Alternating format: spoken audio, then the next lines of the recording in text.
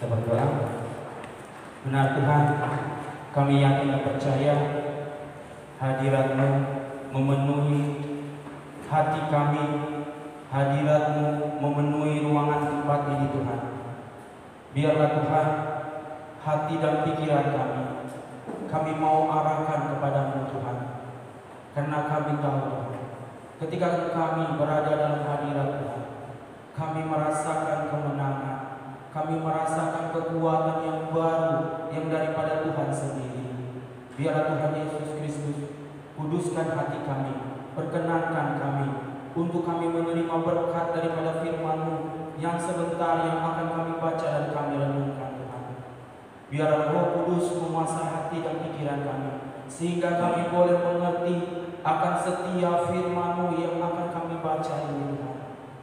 Karena kami tahu pikiran kami terbatas, tetapi ketika Roh Kudus memperbaharui pikiran kami, memperbaharui hati kami boleh dimengerti Tuhan, dan kami boleh mendapatkan berkat-Mu. Bahkan hamba-Mu yang penuh dengan keterbatasan ini Tuhan, pakailah hamba dalam keterbatasan hamba, urapi hamba Tuhan. Hamba rindu Tuhan, perkataan Engkau saja Tuhan yang hamba nyatakan. Biarlah firman Tuhan saja Tuhan yang keluar dari mulut bibir hamba, bukan kehendak-Mu Tuhan.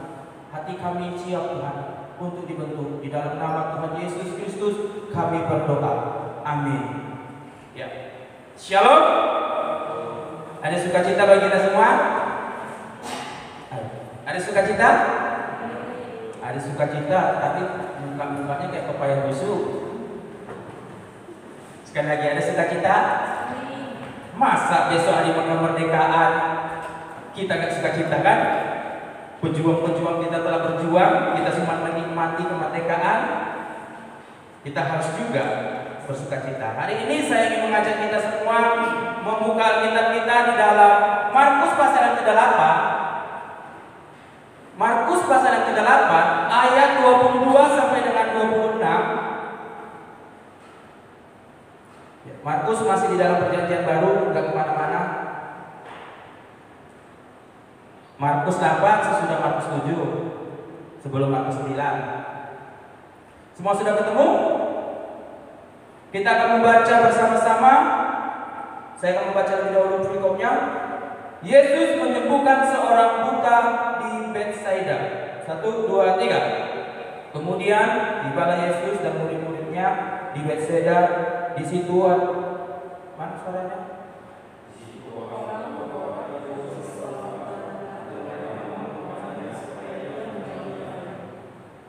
Yesus memegang tangan orang buta itu dan membawa dia keluar.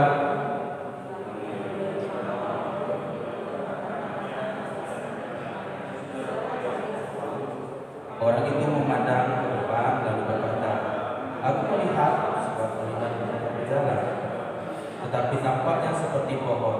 Sesudah meletakkan tangannya pada orang itu, maka orang itu sungguh-sungguh melihat dan setelah sembuh, sehingga dia dapat melihat dan segala sesuatu dengan jelas. Sesudah itu Yesus menyuruh dan jangan masuk ke kampung. Ya, berbahagialah kita yang membaca dan merenungkan kebenaran firman Tuhan. Tema renungan kita, bebas atau merdeka dari kebutaan.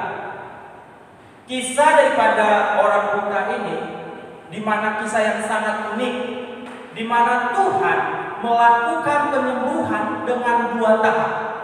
Kita tidak membahas mengapa Tuhan melakukan penyembuhan 2 tahap, dan Yesus juga melakukan dengan metode yang sangat berbeda. Kisah ini juga hanya ditulis oleh Markus saja.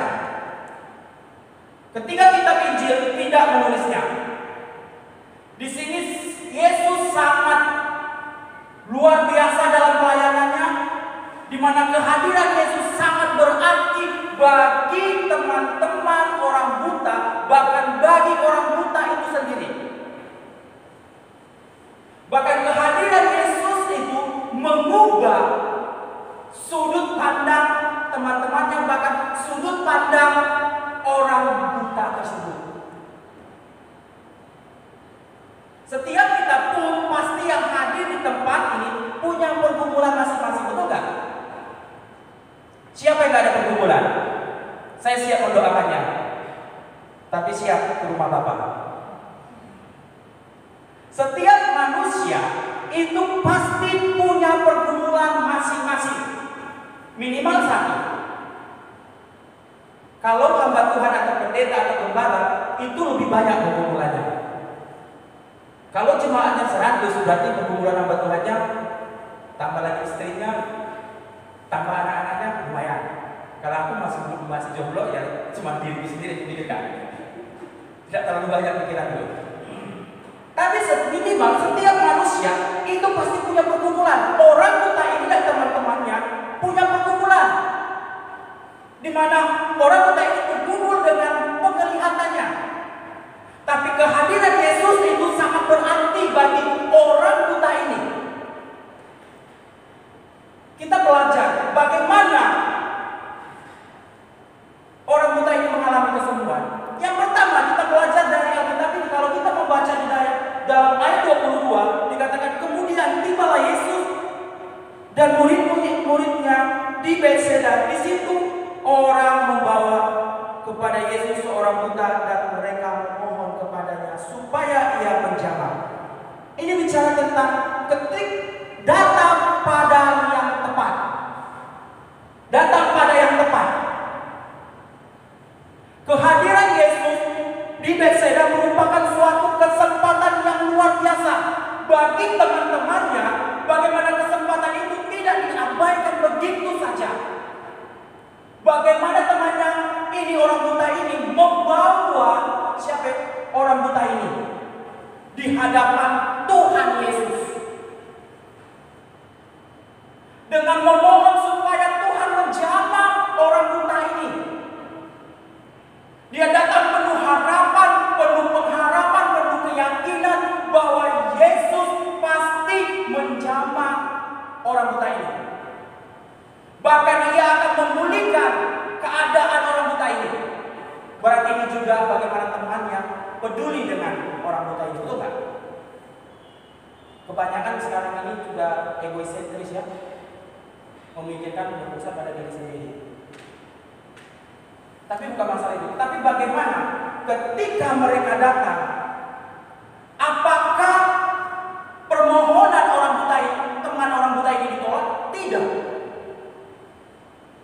Bahkan kalau kita baca di dalam Matius pasal yang ke-11 ayat 21, di mana dikatakan bahwa kota Bethsaida merupakan kota yang dikutuk oleh Allah. Kalau teman-teman nanti baca di rumah, bagaimana ketika ada 3 kota yang dikutuk. Kapernaum salah satunya Bethsaida juga. Tapi walaupun kota ini dikutuk oleh Tuhan, Tuhan mau hadir di tengah-tengah mereka. Ini menunjukkan bahwa sebesar apapun dosa kita, sebesar apapun pelanggaran yang kita perbuat, Tuhan mau memulihkan hidup kita. Yang penting kita datang dan mengakui segala pelanggaran kita, segala dosa kita. Mereka tidak ditolak kok permohonannya. Bahkan seorang buta ini, ia bebas dari kebutaannya. Bukan masalah fisiknya saja, tapi hatinya atau mata imannya dipulihkan oleh Tuhan. Ia datang pada saat yang tepat. Kita kalau sudah mengalami pergumulan, siapa yang kita cari duluan? Teman dekat kan? Sahabat dekat kan? Sahabat dekat itu pun juga punya limitnya juga. Jangan pernah kita mengandalkan kekuatan kita, mengandalkan pengalaman kita, mengandalkan harta benda kita. Semuanya tidak ada artinya. Tapi datanglah kepada Tuhan karena Dia adalah Allah yang berkuasa. Bagi Tuhan tak ada yang mustahil kok. Oleh sebab itu jangan pernah salah alamat kita datang. Boleh datang kepada teman, boleh curhat pada hamba Tuhan, tidak ada masalah. Tapi teman-teman juga kadang-kadang bocor halus. Bocor halusnya enak cuma satu, ini keliling semua. Jadi apalagi kalau kalian udah putus sama pacar, entah putus entah segala macam pergumulan, cepat kali merambah itu. Dalam hitungan menit, kalah TV, kalah JT. Tapi kalau datang pada yang tepat, maka Tuhan menjamin. Ada seorang suami istri yang sedang baru menikmati masa-masa pernikahannya, berarti honeymoon mau bulan madu. Dia rencana mau pergi dekat-dekat Medan aja lah, dekat-dekat Sumatera Utara di Danau Toba. Tapi kena kendala pekerjaan si istri, dia bilang, "Beb, gimana Beb aja yang pergi duluan, survei tempat, cari hotel. Aku kan masih ada pekerjaan 3 hari atau 4 hari nanti aku nyusul. Tapi kalau Beb udah sampai di tempat, kabari aku ya. Gimana tempatnya, suasananya bagaimana, aku pengen tahu." Oke lah, sang suami pergi, dia putari semua keliling Danau Toba itu. Dia putari, ketemulah hotel, satu hotel. Gak usah kita sebut hotel ya. Nanti aku bilang promosi pula. Dia ketemu hotel, wah, sakitnya enak, dia nikmati dulu sebentar, dia makan Danau Toba. Oh, dia ingat kalau sudah sampai, email istri. Pada waktu itu belum ada WhatsApp, apalagi Twitter belum ada, masih email doang. Dia email ke istrinya, tapi dia lupa alamat emailnya. Dia lupa angka 7-nya, dia bikin angka 8. Dia lupa, akhirnya terkirim lah.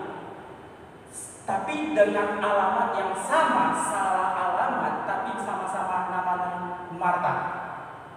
Sama-sama Marta. Isinya, yang Marta ini, yang terkirim ini baru meninggal suaminya. Beberapa jam dia pulang dari kuburan, dia ingin baca bela sungkawa. Dia bacalah pertama kepada istriku tersayang. Sayang, aku baru sampai, suasananya di sini enak, sejuk. Sayang, kalau saya datang ke sini, jangan lupa bawa jaket ya, karena kalau malam hari dingin. Apa enggak jantungan sang istri membacanya? Suami baru saja meninggal, dapat kiriman email, langsung bisa. Manusia itu bisa salah alamat, tapi Tuhan tidak pernah salah alamat menjawab permohonan doamu. Ingatlah, datanglah kepada Tuhan dan serahkan segala sesuatumu, masalahmu, bahkan bentangkanlah di hadapan Tuhan. Kalau teman-teman baca tentang 2 Raja-Raja 19, tentang di mana kerajaan Israel pada waktu itu diserang oleh Raja Sanherib atau Raja Asyur, di mana Raja Asyur itu sudah di depan matanya, bahkan sudah mengirim surat Raja Asyur untuk menghancurkan bangsa Israel. Tapi Raja Hizkia, dia datang kepada Tuhan, dia bentangkan masalahnya, dia bentangkan pergumulannya, dia berkata, Tuhan, hanya Engkaulah Tuhan. Mereka mengutuk Engkau, dia menajiskan namamu, dia bentangkan semua masalahnya, pergumulannya di hadapan Tuhan. Pada malam hari, maka Tuhan sendiri berperang dengan mengutus malaikatnya, sehingga semua prajurit orang-orang Asyur mati. Bukan raja ia yang berperang, tapi Tuhan sendiri. Firman Tuhan juga berkata di dalam Mazmur 50 ayat 15, berserulah kepada Tuhan di dalam kesesakanmu. Itu ajakan, itu firman Tuhan, bukan seruan saya, bukan seruan hamba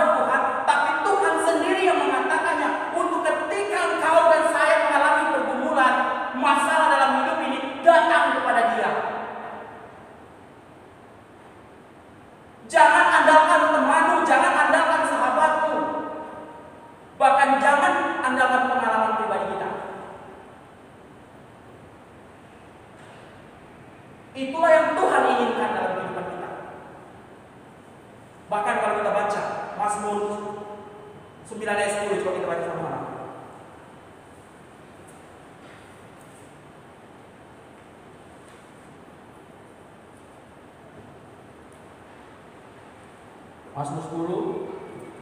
Mazmur 9 ayat 10. Kita baca sama-sama, 1, 2, 3. Demikianlah Tuhan adalah tempat perlindungan bagi orang yang terinjak, tempat perlindungan pada waktu kesesakan. Ini menunjukkan bahwa Tuhan sajalah tempat perlindunganmu, Tuhan sajalah tempat engkau mengadu, Tuhan sajalah tempat jawaban segala setiap pergumulan yang kita hadapi.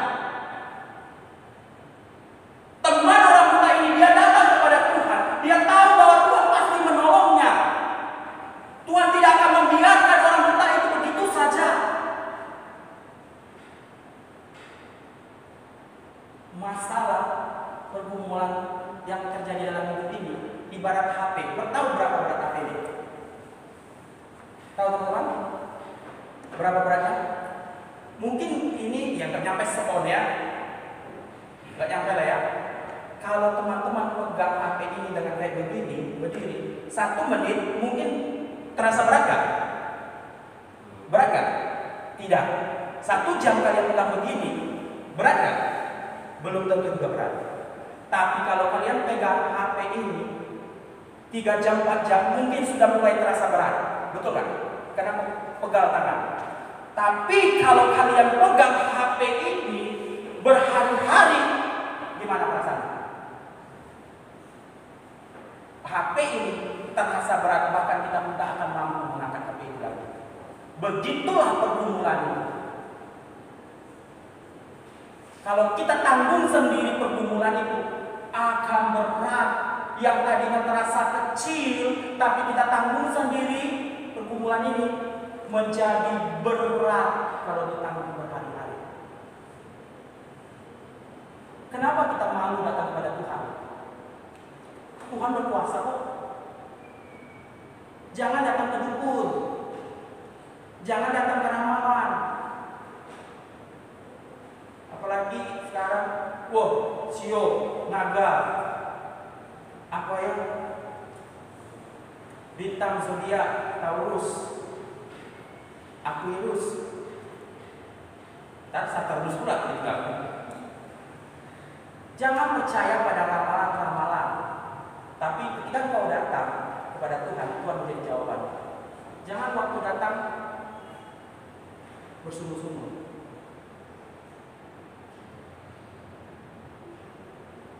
Ada seorang istri sebelum waktu pacaran, mantap kali lagunya. Mungkin waktu kamu pernah dengar. Waktu pacaran lagunya, kaulah segalanya. Itu masih pacaran. Kalau udah mau nikah, lagunya beda lagi. Bukan terbang tinggi di awan. Kan ada lagi. Udah nikah, punya anak 1, mulai sang suami dicuekin. Karena istri lebih fokus pada anaknya. Lagunya beda lagi. Banyak perkara yang kusimpan dalam hati. Mulai punya anak 2, sang suami mulai tidak dipedulikan lagi. Mulai punya anak kedua, buatkan susu si Gabriel misalnya. Lagunya beda lagi. Ketika Tuhan hadapi kehidupan ini, janda mana yang mulai berbeda. Bapak Ibu teman-teman di sini selalu datang kepada Tuhan. Walaupun dalam pergumulan, walaupun dalam sukacita, tetap selalu andalkan Tuhan. Mungkin teman-teman sering baca Matius 7 ayat 7 kan? Bunyinya apa? Matius 7 ayat 7, mintalah. Aduh, kita baca lah sama-sama akhir-akhir ini.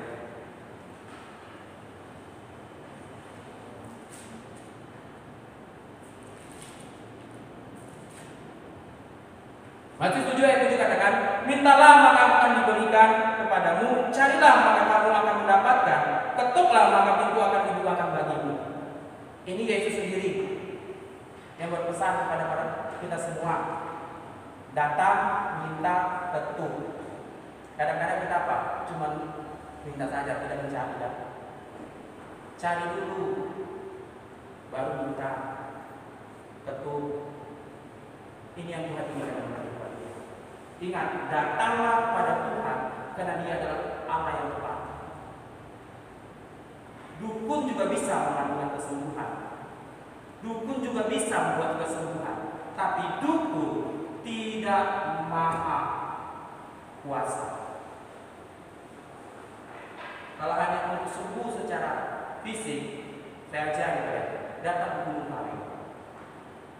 Tapi jiwamu binasa. Kalau hanya untuk sembuh secara fisik saja, kalau hanya datang kepada Tuhan hanya meminta materi saja, berkat saja. Tapi datanglah supaya kita mengenal Tuhan dengan jelas. Inilah yang diajarkan oleh Tuhan bagi kita semua. Datang pada yang tepat. Oleh sebab itu, ketika kita punya pergumulan, kita harus datang padanya, harus dengan hati yang tulus, datang dengan kerendahan hati, tanpa keraguan-keraguan. Banyak orang ketika dia datang kepada Tuhan, Tuhan mampu nggak menyelesaikan masalah? Tuhan sanggupkah? Itu selalu bermain di pikiran kita. Tapi kalau ketika kita sudah serahkan kepada Tuhan, bagaimana teman-teman orang buta ini? Ada nggak bertanya? Gimana ini? Ya tidak. Dia serahkan kepada Tuhan. Itu yang Tuhan inginkan. Serahkan semua pergumulan masalah dia. Yang kedua ini bicara tentang bagaimana kita di ayat yang 23 sampai 25 dikatakan bahwa ikut proses Tuhan. Waktu mereka datang, teman-teman daripada orang buta ini datang kepada Tuhan di hadapan Tuhan, apakah Yesus langsung menyembuhkan? Tidak kan? Tuhan tidak langsung menyembuhkan orang buta ini. Cara kerja Tuhan kadang-kadang itu tidak masuk akal. Cara kerja Tuhan itu berbeda dengan cara kerja manusia. Kadang Tuhan buat instan, kadang Tuhan butuh proses.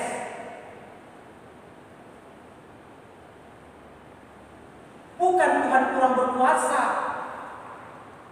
tidak, tapi Tuhan ingin memproses hidup kita masing-masing. Nih, waktu bro, ayo aku bro, dibawa keluar kota kan, dari Bethsaida, disampai dari sudah kejauhan dari kampung tersebut, apa yang terjadi? Tuhan langsung pulihkan langsung? Enggak, Tuhan mudahi dulu. Jangan teman-teman ada teman yang sakit nanti kalian mudahi pula. Cuy gitu. Pak, kalian belum sikat gigi pula. Bukan lagi sakit, pingsan. Bukan sembuh, malah pingsan. Tapi orang buta ini dibawa keluar kampung. Selesai di keluar kampung, dia mudah. Bukan masalah metodenya ya. Tuhan itu Allah yang kreatif. Tuhan begitu banyak cara untuk menyembuhkan orang. Bukan masalah metode kesembuhan juga Tuhan. Tapi bagaimana Tuhan ingin melihat hatinya. Tuhan ludah, Tuhan jamah, ditanya, Bud, udah bisa lihat belum? Bro, aku udah bisa lihat nih. Tapi seperti orang berjalan-jalan, tampaknya seperti pohon-pohon. Sudah bisa melihat gak? Sudah melihat, tapi belum sempurna. Pertanyaannya, apakah Tuhan kurang berkuasa? Baru Tuhan kerjakan lagi? Enggak. Bagi Tuhan itu kecil. Lazarus saja yang 3 hari sudah mati, yang sudah dikubur, dengan satu kata, bangun. Lazarus bangun. Bahkan orang lumpuh dia katakan, Tuhan, bangkit dari tempat tidakmu, berjalan. Ini kenapa harus berkali?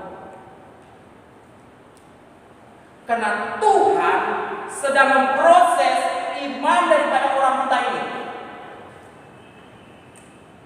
Tuhan ingin bagaimana orang buta ini meletakkan kepercayaannya kepada Tuhan. Bagi Tuhan kecil kok mukjizat itu. Tapi Tuhan ingin bagaimana orang buta ini ikut proses pembentukan Tuhan. Karena yang instan itu kualitasnya rendah. Tahu kan? Tokoh Yusuf. Yusuf menjadi orang nomor 2 di Mesir melewati proses yang begitu panjang. Ketika diproses Tuhan, seakan-akan Tuhan diam. Waktu Yusuf dijual, ada nggak dia ditolong? Enggak ada dijual. Waktu dijual dia tidak ada seorang pun yang menolong Yusuf. Ketika berada di lantai Potifar, dia digodain. Karena Yusuf ini tampan, wajahnya elok. Ya beda-beda 11-12 lah dengan aku.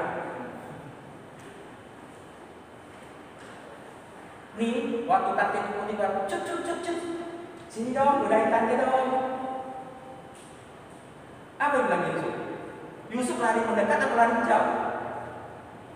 Lari menjauh. Kalau anak-anak zaman sekarang waktu untuk digodain perempuan, habis tuh. Waktu digodain, tante Potifar tuh cantik loh.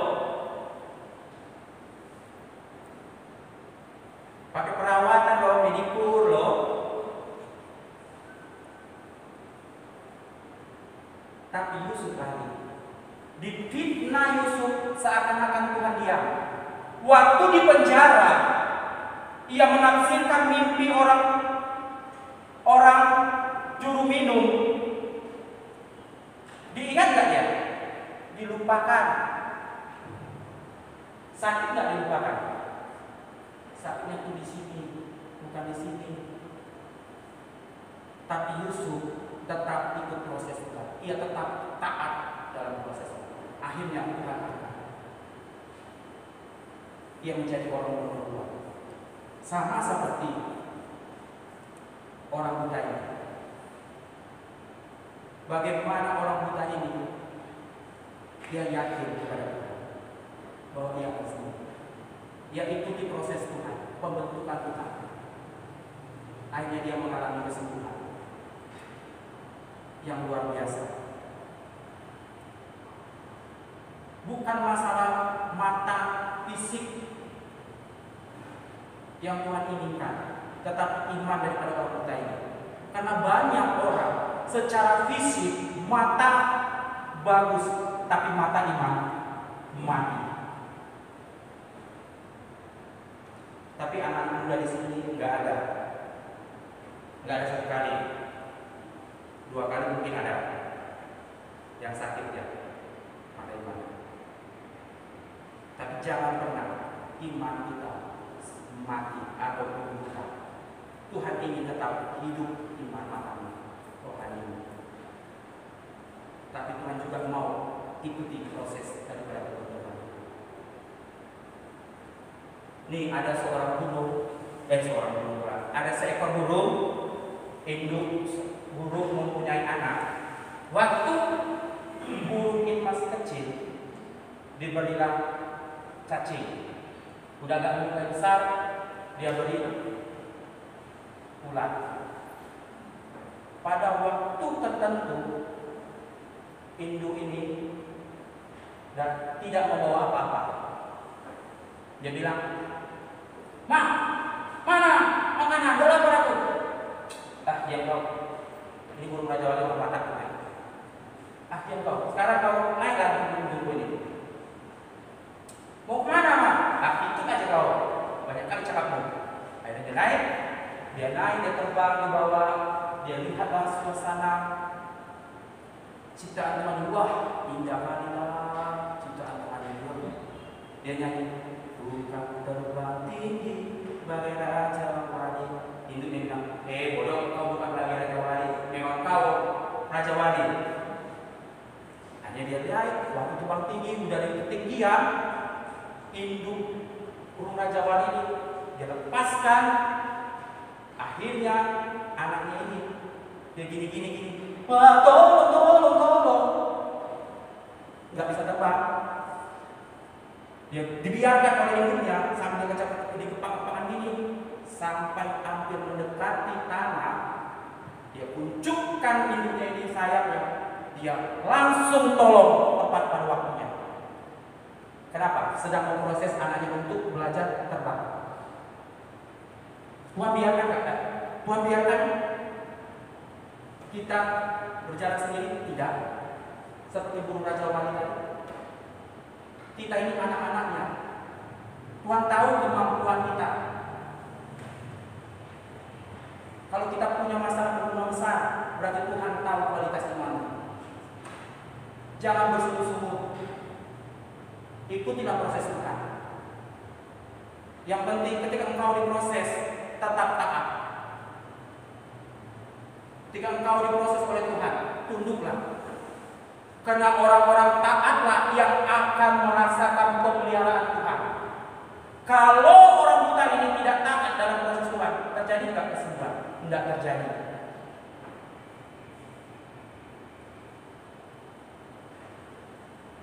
Karena dia taat, ikuti dan Tuhan. Jadi yang kedua itu adalah ikut proses Tuhan. Yang terakhir, ini khotbah yang paling enak. Karena terakhir waktu kalian gini langsung terbangun mata kalian. Terpejam, terbuka langsung. Yang ketiga, padahal yang ketiga inilah yang panjang kali awal. Yang ketiga itu tidak kembali lagi kepada komunitas yang sama. Dia katakan ayat 26 katakan, sesudah itu Yesus menyuruh dia pulang ke rumahnya dan berkata, jangan masuk ke kampung. Kita tahu bahwa kampung Bethsaida merupakan kampung yang sudah dikutuk. Ketika Tuhan berkata, bukan orang buta lagi kan dari situ kan? Hai bro, jangan lagi kembali ke kampung ya. Tuhan mengingatkan supaya kamu tidak kembali lagi pada dosa. Karena engkau sudah dipulihkan, hidupmu sudah diperbaharukan. Kamu cari komunitas yang baik, komunitas yang mengenal Tuhan. Pergaulan sangat menentukan karakter hidup kita, betul nggak? Pergaulan kita atau komunitas kita itu sangat menentukan kualitas iman kita. Kalau kita bergaul atau berkumpul dengan orang-orang yang bersungguh-sungguh, jadi orang-orang bersungguh-sungguh kita. Tapi kalau kita bergaul dengan orang yang rohani, maka rohanilah kita. Kalau kita bergaul dengan orang-orang munafik, maka jadi orang munafiklah kita. Kalau orang buta ini tinggal di Bethsaida selalu, maka dia akan menjadi orang yang tidak percaya kepada Tuhan. Tapi Tuhan menyuruh untuk tidak kembali lagi. Bahkan dikatakan waktu dia bawa waktu pertama penyembuhan, dia jauh daripada kampung itu. Oleh sebab itu, carilah komunitas yang benar atau tempat pergaulan yang benar. Kalau teman-teman ini cewek-cewek, kalau pacarnya udah ratakan tanah, ratakan bumi, masih pacaran, itu jauhkan dari hadapan. Kalau masih pacaran, masih mau mengajak hubungan suami istri, tinggalkan dia. Karena tidak layak untuk engkau. Jadi komunitas itu sangat penting. Komunitas yang baik. Jangan pernah kembali lagi kepada dosa. Teman-teman yang hadir di tempat ini, saya yakin dan percaya sudah dipulihkan Tuhan. Oleh sebab itu jangan lagi kembali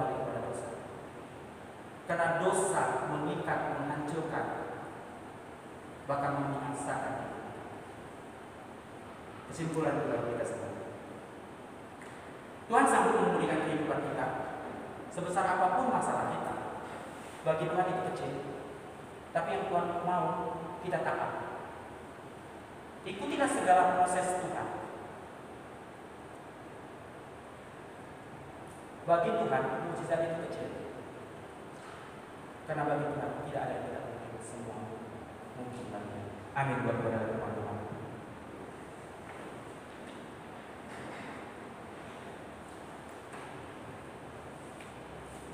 Mari kita berdoa. Terima kasih Tuhan untuk kebenaran firman-Mu yang mengajarkan kami bahwa ketika kami di dalam perkumpulan, kami diajar lagi untuk datang kepada-Mu, untuk berseru kepada-Mu di dalam kesesakan kami Tuhan. Karena Engkau adalah Tuhan yang mengetahui setiap kedalaman hati kami. Mungkin teman-teman di tempat ini sedang mengalami pergumulan yang berat Tuhan. Mungkin mereka bergumul dengan kesehatan mereka. Biar Engkau Allah sendirilah yang menjamah mereka, yang menyembuhkan mereka. Mungkin mereka bergumul Tuhan dengan studi mereka. Biar Engkau Allah sendiri yang memberikan kemampuan, hikmat, kecerdasan sehingga mereka boleh menyelesaikan studi mereka. Mungkin teman-teman di tempat ini Tuhan sedang membutuhkan pekerjaan. Tuhan Engkau Allah sendiri yang memberikan pekerjaan bagi mereka. Engkau Allah sendiri memberikan yang terbaik bagi mereka Tuhan. Bahkan di dalam pekerjaan mereka pun Tuhan, apa yang mereka kerjakan Engkau buat berhasil. Mungkin mereka berkumpul Tuhan dengan keluarga mereka. Biar Engkau Allah sendiri Tuhan yang memulihkan keadaan keluarga mereka Tuhan masing-masing. Kami percaya Tuhan, kalau orang buta ini Tuhan mengalami pemulihan, kami yang hadir di tempat ini juga Tuhan rindu Engkau jamah Tuhan, rindu untuk Engkau pulihkan kehidupan kami Tuhan. Mungkin selama ini Tuhan kami ragu di hadapan Tuhan, ampuni kami Tuhan. Mungkin selama ini Tuhan kami tidak taat di hadapan Tuhan. Ajar kami untuk taat dan ikut selalu dalam proses Tuhan. Biarlah Tuhan, hamba-Mu ini sudah berhenti berbicara, tetapi firman-Mu tak akan pernah berhenti berbicara bagi kami pribadi lepas pribadi. Di dalam nama Tuhan Yesus Kristus